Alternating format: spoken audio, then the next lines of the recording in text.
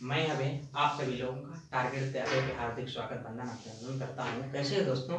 पिछले वीडियो में हमने बताया था आप लोगों को मेल, फीमेल और वुमेन, लेडीज, जेंटलमैन, इनमें डिस्कशन अंतर बताया था, क्या डिफरेंस होता है, कहाँ पर कैसे क्या इन चीज़ों का यूज किया जाए, मतलब कहाँ पर किस चीज़ को फिल इन द ब्लैंक्स की जरूरत है, कैसे किया जाए। वेलफेयर होगी तो वुमेन की बात होगी, जेंडर की बात करें तो मेल फीमेल करेंगे।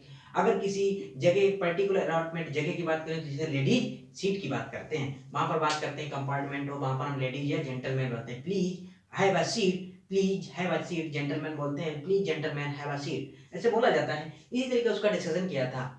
अभी अभी लेटेस्ट में एक पेपर हुआ है सीडीएस का, जो डिफेंस में अपने आप में एक अच्छा यूपीएससी से कंडक्ट कराता है। डिफेंस का सबसे अच्छा पेपर वही माना जाता है। एयरफोर्स एंड नेवी है तो बहुत कॉमन पेपर होते हैं जिसमें इंग्लिश बहुत इजी तरीके से पूछी जाती है। एनडीए में स्टैंडर्ड अच्छा रहता है और सीडीएस में उससे भी ज्यादा स्टैंडर्ड अच्छा रहता है। अब देखेंगे कि किन चीजों को हमने कैसे सीखा है, कैसे किया है, कैसे क्या करना है। अब क्वेश्चन हम शुरू करते हैं। आप लोगों के बताएंगे कि सीडीएस फर्स्ट 2021 में किस प्रकार से क्वेश्चन आते हैं। 10 कॉमन एरर आए थे, उनको हमने एक अलग छांट के रखा है और उन कॉमन एरर को हम क्या करेंगे, आज डिस्कस करेंगे। कॉमन एरर्स को आज हम क्या करेंगे, आप लोगों के सामने डिस्कस करेंगे।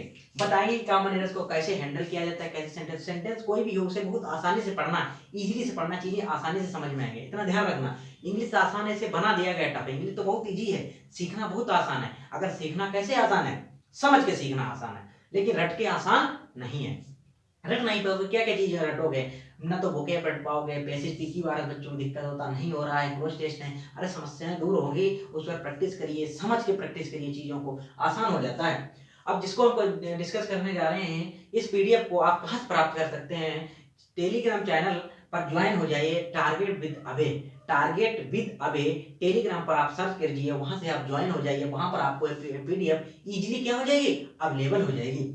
वहां से पीडीएफ देखने के बाद आप पीडीएफ का प्रिंट आउट भी निकलवा सकते हैं। आपके पास अगर कोई दूसरा एंड्रॉइड फोन है तो उसमें पीडीएफ खोल के रखते हैं, आपके पास लैपटॉप है, कोई भी अगर सुविधा है तो उसमें रखें आप और पीडीएफ देखें कि पहला क्वेश्चन हम यहाँ पढ़ रहे हैं, आप पीडीएफ को देखें। आप वहां पर देखेंगे क्वेश्चन हम पढ़ रहे हैं, देखें अच्छा ये वाला है, इसमें यहाँ पर सर ने एरर बताई तो क्यों एरर है, ये चीज हमेशा ध्यान रखना। जैसे हम पहला क्वेश्चन पढ़ रहे हैं आप लोगों से कि spices is considered endangered when it is in a very high risk of extinction in the world। यहाँ पर कहाँ पर इधर है, एक कंसीडर्ड इज कंसीडर्ड लिखा है बच्चों। इज के बाद जब कंसीडर्ड इज के बाद अगर इज के बाद अगर आपकी V3 आ जाए या वर्ब की आईएनजी आएगी, दो चीजें आती हैं। अगर V3 आ जाए तो सेंटेंस पीवी में होगा, अगर वर्ब की आईएनजी तो सेंटेंस एबी में होगा। पीवी मतलब पैसिव वॉइस होता है, एबी मतलब एक्टिव वॉइस होता है। यहाँ पर तो कोई दिक्कत नहीं, इस कंसीडर आ गया है। इस कंसीडर जैसे भी हम बोल देते हैं B consider spice injured. Injured क्या है, यहाँ पर एडजेक्टिव है।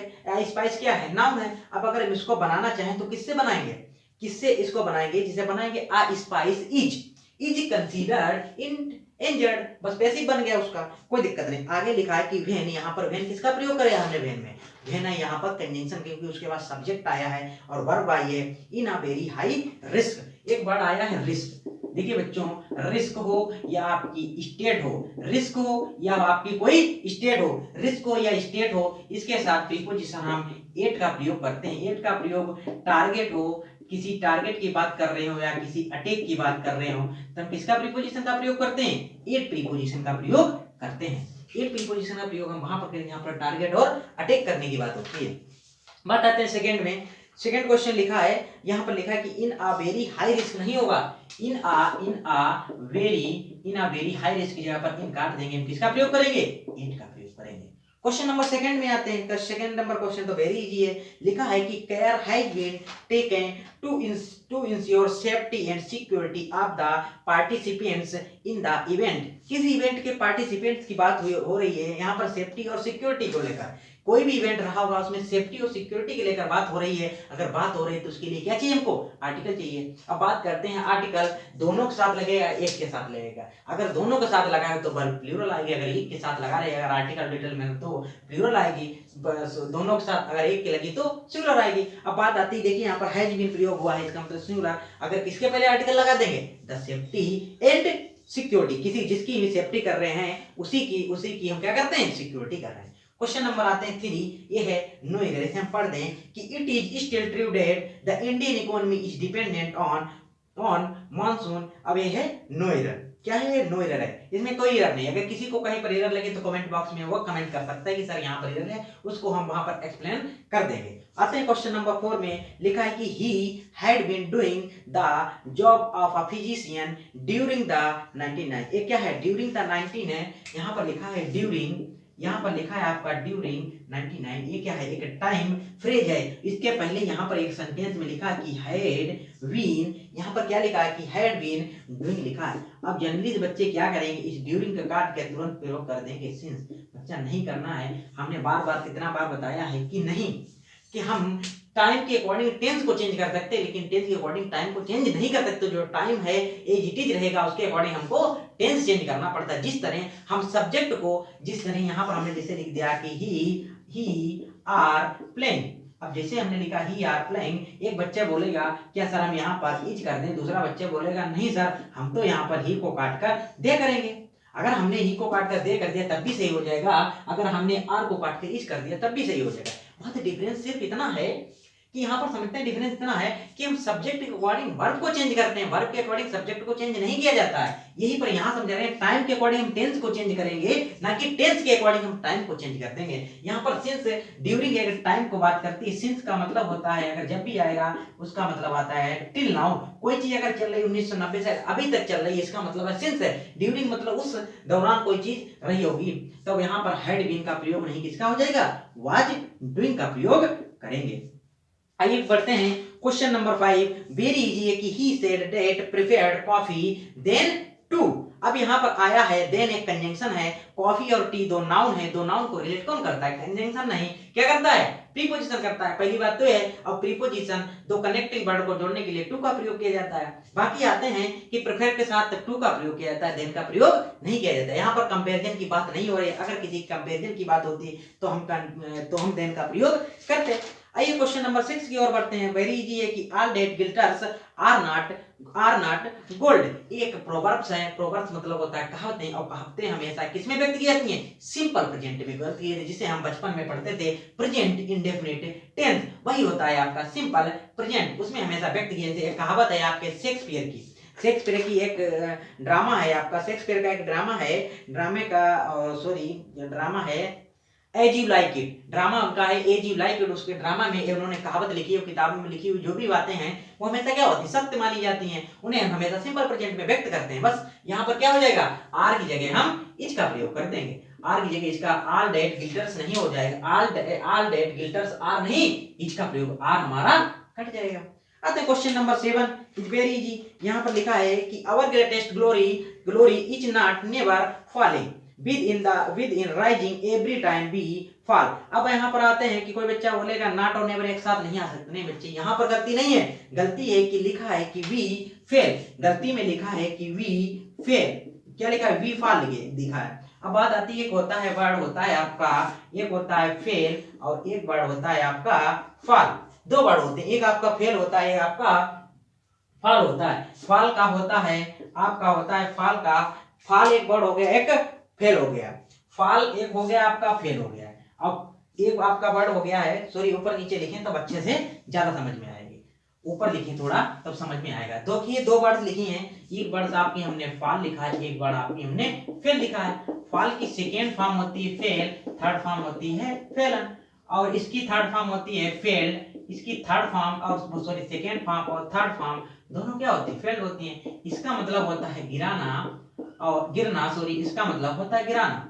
अब बच्चों गिरना और गिराना में बहुत माइनर का डिफरेंस है, समझना, दोनों गिरते दोनों हैं, लेकिन एक ऐसा है जैसे आप बचपन में थे, गांव में आम के पेड़ लगा हुआ करते थे, आम के पेड़ लगते थे तो क्या जाते थे बगीचे उसके आम में जाते थे, तो जब चौकीदार नहीं हुआ करता तो हम लोग किसी ना डंडे से तोड़कर क्या करते थे, वृक्ष से पेड़ से क्या करते, फल को तोड़ते थे, जो भी आम लगे हों और भी जो भी फल लगे हुए थे करते थे उनको क्या करते थे, तोड़ते थे।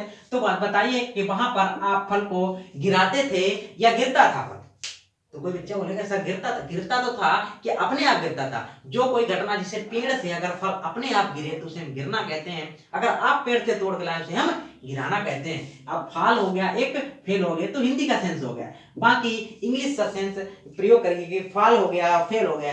फाल एक आईटीबी वर्ब है, आईटीबी वर्ब है, एक टीबी वर्ब है। बच्चे बोलेंगे सर आईटीबी और टीबी क्या होता है? आईटीबी होता है आपका इंट्रांजिटिव वर्ब और टीवी होता है ट्रांजिटिव वर्ब। ट्रांजिटिव वर्ब वो वर्ब होती हैं जो विदाउट ऑब्जेक्ट आपकी नहीं आती हैं और इंट्रांजिटिव वर्ब विदाउट ऑब्जेक्ट आती हैं। अब यहाँ पर देखिए कि लास्ट में लिखा है बी फेल, इसके बाद कोई ऑब्जेक्ट नहीं आया है, इसका मतलब हम बी फेल की जगह क्या कर देंगे, फेल का प्रयोग कर देंगे।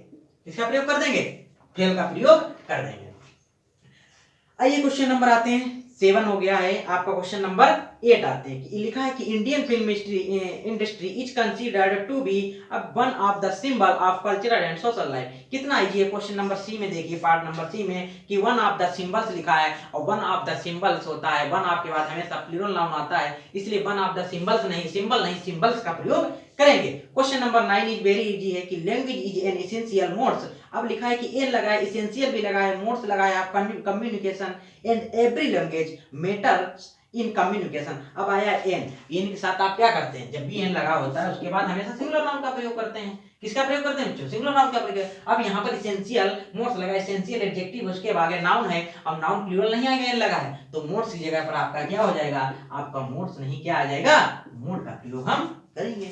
आइए क्वेश्चन नंबर बढ़ते हैं 10 की ओर। 10 क्वेश्चन नंबर लिखा है the matter was been resolved after long deliberations among the members of the team.